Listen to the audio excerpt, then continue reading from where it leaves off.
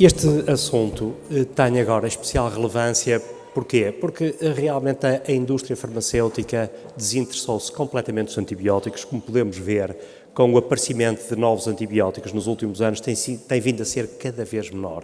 Desde 2010 até agora apareceram 3 novos antibióticos, um dos quais de uso tópico, portanto, e um para gram positivos e outro para gram negativo. Portanto, tem sido realmente um desinteresse muito grande. Porquê? Porque os antibióticos são fármacos que se usam durante uma semana ou 15 dias, ao contrário dos antidislipidémicos, dos antihipertensores, dos antiarrítmicos, dos antidiabéticos orais, dos antidepressores, que se usam durante anos. Portanto, realmente é um mercado pouco, penso que pouco atraente.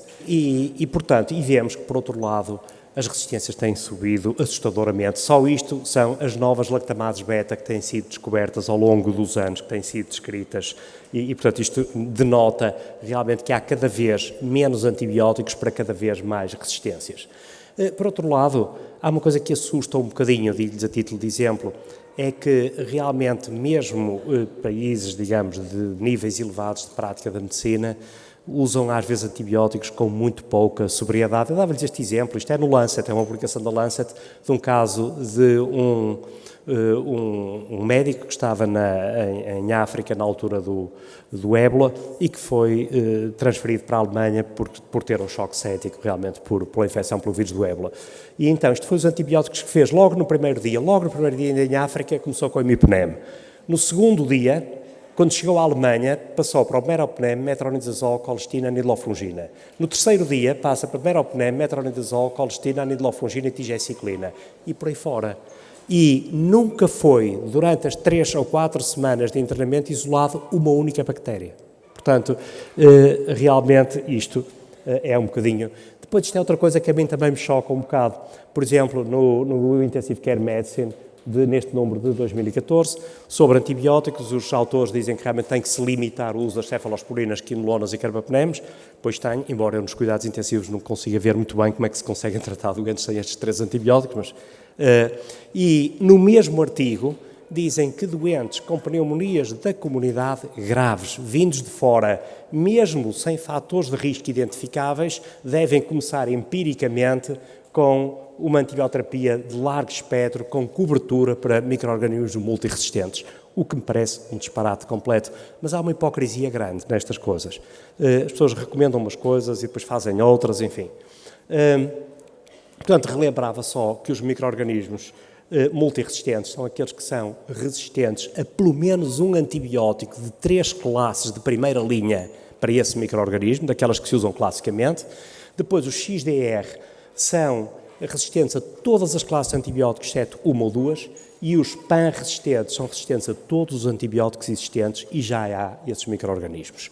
Aqueles que nos assustam mais, dentro desta mnemónica do ESCAPE, vamos falar dos gram-negativos e, portanto, a Klebsiella, o Acinetobacter, Pseudomonas e Enterobacteriaceae. E é destes agora que iríamos falar um bocadinho mais. Também os gram-negativo assumiram nas infecções nosocomiais um papel muito importante. Esta revisão do National Nosocomial Infection Surveillance System realmente mostra que para as pneumonias, para as infecções urinárias, realmente os gram-negativos são predominantes. Na infecção da corrente sanguínea, na Europa, há estudos onde os gram-negativos já estão em primeiro lugar, nos Estados Unidos ainda estarão os gram-positivo e na infecção de local cirúrgico as coisas não andam muito distantes. Mas globalmente os gram-negativos agora são mais importantes do que os gram-positivo.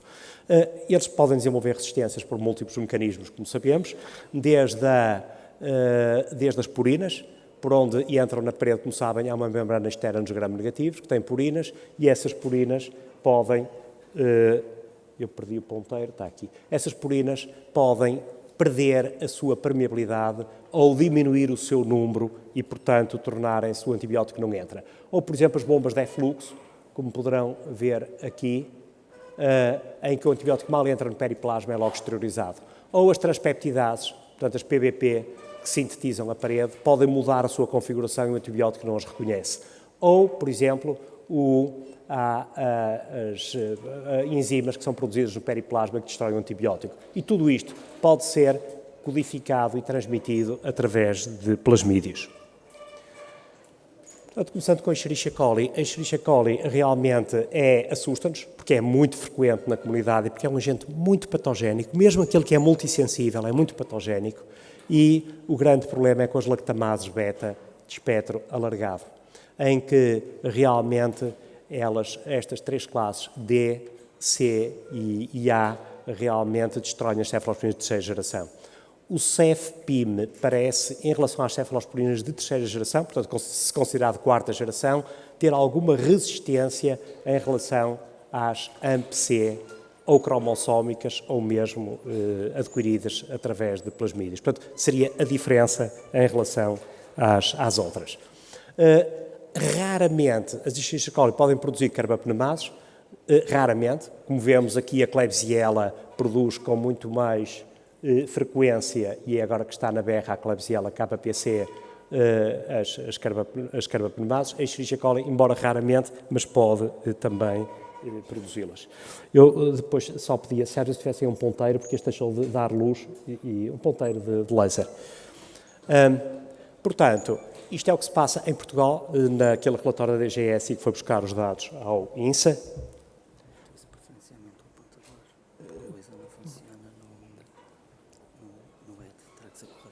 Está bem.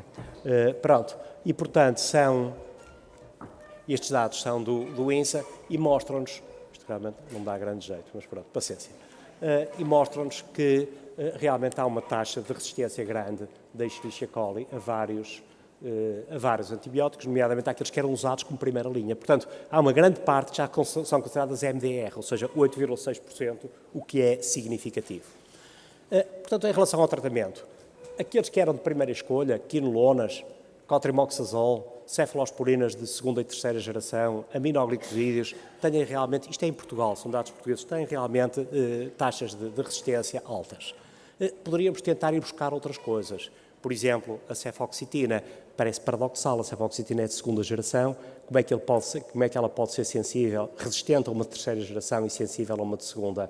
É que a cefoxitina é uma cefamicina, é quimicamente bastante diferente das outras cefalosporinas. E realmente isso pode acontecer, não é erro de laboratório. A fosfomicina, a nitrofurantoína e o pivmecilinã têm-se realmente revelado alternativas. Isto é uma revisão feita em França sobre alternativas para as Escherichia coli produtoras de lactamases beta de largo espectro, e em que realmente aqui o que é que podemos ver? Que a fosfomicina, estão dentro deste quadrado verde, a fosfomicina, a nitrofurantoína e o pivmecilinam têm eficácias superiores a 90%. Ora, é curioso porque, por exemplo, os espanhóis já têm a fosfomicina endovenosa, em ampolas, precisamente para tratar estas infecções. O pivmecilinam, que existe desde os meus tempos de periferia, que era o Selexid, que era um antibiótico que existia, na Holanda já tem a forma endovenosa também, porque realmente podem ser uma alternativa. E a cefoxitina, que está aqui a amarelo, pronto, e que também 90% podem ser sensíveis. E, portanto, lá está, há cada vez mais a tentativa de usar a fosfomicina e endovenosa em infecções graves fora do trato urinário, nomeadamente endocardites, osteomielites, meningites, por exemplo, e pode ser um antibiótico importante. Tem surgido resistências à fosfomicina? Tem in vitro. In vivo, não. Realmente, estas resistências in vitro não se acompanham de falências in vivo muitas vezes. Porquê? Porque se pensa que estas estirpes que in vitro adquiriram resistência têm uma fitness baixa, muito baixa, e, portanto, são menos agressivas. Também, em relação à fosfomicina, para a Escherichia coli produtora de lactamases beta, se verifica realmente nesta grande revisão, feita em 84 estudos, e mesmo assim já foi uma seleção dos melhores estudos, ou dos estudos mais consistentes dentro de umas centenas largas, em que a Escherichia coli SBL positiva era tratada com sucesso pela fosfomicina em 81 a 100% dos casos. Klebsiella, pois a Klebsiella realmente o panorama é pior, há realmente uma taxa grande de resistência às cefalosporinas de terceira geração. Porquê? Por produção de SBLs. Aos carbapnemes 1,8%, o que já não é desprezível, depois se formos ver porque isto tende a aumentar, e as multiresistentes, portanto resistentes em simultâneo, quinolonas, cefalosporinas de terceira geração e aminoglicosídeos, 23%. Portanto, a Klebsiella geralmente é resistente, porquê? Por produção de lactamases beta de largo espectro ou por produção de carbapnemases, das quais entre nós a KPC tem sido aquela que tem sido realmente, que tem dado estes surtos. Portanto, realmente quer dizer que estes antibióticos de primeira linha podem ter realmente a sua eficácia muito reduzida, e lá está, aqui a nitrofurantoína já não entra, como sabem, mas a cefoxitina, a fosfomicina, o pivmecilinã poderão ser alternativas. Para quê? Para pouparmos carbapenems. Aqui a usar o que é que seria o ertapenem, porque não cobre nem pseudomonas nem enterococos, portanto, desequilibra menos a flora, tem um espectro mais estreito, mas serve-nos para o que nós queríamos, que era realmente para resistir às lactamases beta de espectro alargado. O cefpim também resiste a mais lactamases beta, porque resiste às AMP-C, de que falamos há um bocado, ao passo que as de terceira geração são hidrolisadas pela AMP-C. A fosfomicina também mostrou, em alguns estudos, bons resultados na SBL, na Klebsiella SBL positiva, em que numas dezenas largas de estudos, consoante os estudos, em 15% a 100% eram sensíveis. O pivmecilinam também na Klebsiella foi eficaz, aqui em infecções urinárias, com uma taxa de cura de 80% na Klebsiella produtora de lactamases beta de largo espectro. Nas Klebsiellas produtores de carbapnemases, lá está, como dizia um bocado, aqui as carbapnemases são um problema significativamente mais importante que para a Escherichia coli, e a mais frequente entre nós é a KPC, de classe A. Não é a mais frequente no mundo. Por exemplo, estas as metalocarbapnemases foram aquela de Nova Delhi, aquelas tipo de Nova Delhi que deu também, que passou da Índia para a Inglaterra e que tem afetado vários países da Europa. Portanto, a serina beta-lactamase classe A, KPC, é aquela que basicamente nos interessa, mas que confere resistência da Klebsiella a todos os lactâmicos beta, incluindo aos carbapenems. E mais, e acompanha-se muitas vezes a resistências. Isto é uma cassete de genes com genes de resistência também para as fluoroquinolonas e para os aminoglicosídeos. E, portanto, começam a ser muito difíceis de tratar. Isto é o que se passa em Portugal, realmente, em relação à Klebsiella e aos carbapenems, portanto, 2,1% em 2014. Isto é na Europa, pronto, não seremos de modo nenhum dos piores, mas a situação na Europa é também preocupante, portanto, não foi só em Gaia. Isto é uma coisa que me chamou a atenção, é porque este grande problema, exceto em Itália, mas em Itália o uso de antibióticos é completamente anárquico, mas exceto em Itália, de resto, é um problema de países pobres, como veem, Roménia, Malta e Grécia, onde a falta de recursos, nomeadamente recursos humanos, de enfermagem, de auxiliares, de limpezas, de instalações adequadas, é realmente muito grande. E, portanto, se nós continuarmos por este caminho, pode ser que seja isso que nos espera. E o que se vê, e que é assustador, é que em relação a esta Klebsiella KPC, ou produtora de carbapnemases, resistentes aos carbapenems, 20% são resistentes à colistina, isto na Grécia, num grande estudo feito, 33% à tigeciclina, 21% à agenta e 64% à amicacina. Aqui também a fosfomicina foi eficaz em 39% a 100% dos estudos e, portanto, para tratamento, o que é que temos? Temos a colistina, temos a tigeciclina, quando não temos nenhum dos outros, quando temos resistência aos carbapenems, portanto, e a todos os lactâmicos beta, temos a colistina, a tigeciclina, aminoglicosídeos, fosfomicina, carbapenems e azolactam. Então, se eu digo que ela é resistente aos carbapenems, porquê é que eu tenho aqui carbapenems? Vamos já ver. Cada vez mais se fala na terapêutica de combinação versus monoterapia. Realmente, neste estudo, há vários estudos já, mas nos 35 doentes deste estudo, foi um estudo prospectivo, feito em 58 doentes com infecções da corrente sanguínea por Klebsiella produtora de carbapenemases beta, em 20%, naqueles doentes em que a terapêutica foi adequada, em 20 doentes com terapêutica combinada, a mortalidade foi de 0%, em 15 doentes em monoterapia, mas monoterapia adequada, com fármaco eficaz, foi de 41%. Neste estudo, os resultados são também muito semelhantes. Aqui vemos a taxa de sobrevivência, também ao longo do tempo, na terapêutica combinada versus a monoterapia. Aqui vemos que realmente, num estudo de multivariância, aquilo que mais se correlacionou com a sobrevivência foi uma terapêutica de associação que incluía tigeciclina, colistina e meropenem. Realmente, também ainda neste estudo, também neste mesmo que estávamos a referir, a mortalidade na monoterapia foi 54%, na terapêutica combinada 34%. Portanto, e combinar o quê com o quê? Por exemplo, uma coisa que é curiosa é que mesmo quando há resistência aos carbapenems, os carbapenems, fazendo parte dessa associação, são muitas vezes benéficos. Não se sabe porquê. Ainda não se sabe porquê. Se realmente são aqueles que, embora resistentes, com um micro um bocadinho mais baixo, uma das associações pode ser a colistina, por exemplo, com o doripenem ou com outro carbapenem. A associação da colistina com a tigeciclina, a associação de aminoglicosídeos. Agora, 2 ou 3 destes fármacos, mesmo quando há resistências, essas associações são eficazes. Mesmo quando há resistência à colistina e ao doripenem, aos dois, a associação da colistina com o doripenem pode ser eficaz. Também a fosfomicina, nunca em monoterapia, em associação, pode potenciar.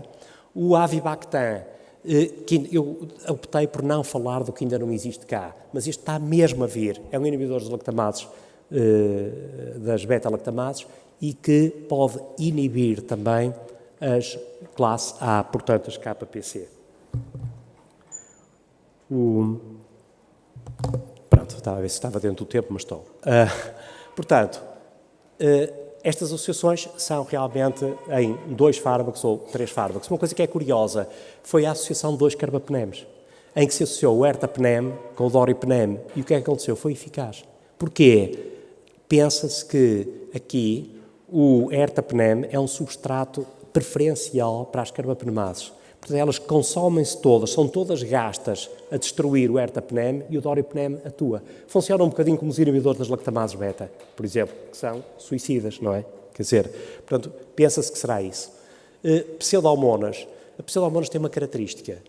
É das bactérias com mais capacidade de adquirir resistência, porque tem 3 meios diferentes de adquirir resistência, pelo menos 3. São as purinas, ou seja, perde purinas, ou as purinas tornam-se menos permeáveis, são bombas de efluxo extraordinariamente eficazes e são sistemas enzimáticos de produção de lactamases beta também muito bem desenvolvidos. E quando produzem carbapenemases, produzem geralmente as metalocarbapenemases, que são aquelas que são mais difíceis de inibir e que são mais resistentes a quase tudo. Embora haja depois aqui uma surpresa, como vamos ver.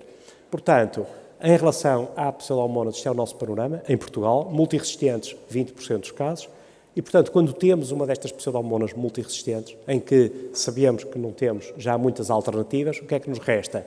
A colistina, o azetrionan. E porquê o azetrionan? Porque o azetrionan tem alguma capacidade de inibir as metalolactamases beta, ou seja, as carbapenemases do grupo B, que não são inibidas por mais nada. Portanto, aqui o azetrionan pode ser útil sempre em associação, nunca só. E o sulbactam, porquê? Porque algumas também produzem as de classe A, oxa, ou as de classe D, oxa, e algumas podem ser inibidas por sulbactam. Portanto, também poderia ter alguma razão de ser. O Acinetobacter também produz carbapenemases. Os mecanismos de resistência são parecidíssimos com os da pseudomonas, parecidíssimos. Só que as carbapenemases que produzem não são as metalocarbapenemases, portanto classe B, mas sim as oxacarbapenemases. E essas sim, por vezes, são mesmo inibidas por o sulbactam. Isto é o panorama em Portugal: quinolonas 52%, aminoglicosídeos 42%, carbapenems 53% e multiresistentes 39%.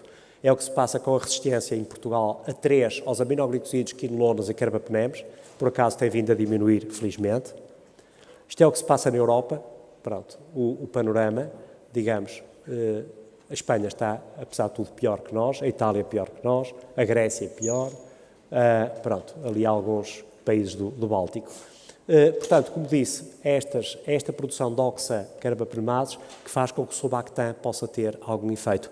E além de que o sulbactam tem efeito direto, é muito curioso, sobre a Acinetobacter. Tem um efeito bactericida sobre a Acinetobacter. O tratamento também deve ser de associação. E de associação com quê? Por exemplo, colistina, carbapenem e sulbactam. Colistina e carbapenem, indiscutível. Sulbactam interrogado, mas acho que vale a pena. A colistina e rifampicina é igual a colistina isolada, pelo menos não houve grande diferença. Colistina e tigeciclina é manifestamente pior do que colistina e carbapenem. No entanto, a rifampicina, quando a carbapenemase é uma oxa 58, a rifampicina associada a qualquer esquema parece potenciar. A minociclina também é um fármaco que poderá ter efeito. portanto, este é o último, para respeitar o tempo, é que se realmente nós continuarmos por aqui, corre-se o risco de inviabilizar determinados tratamentos que agora eram viáveis, como, por exemplo, tratamentos oncológicos, transplantação, alguns prematuros, tratamentos de infecções em cuidados intensivos, tratamentos de doentes cirúrgicos complexos, porque começamos a ficar sem armas para as tratar. E pronto, e era isto.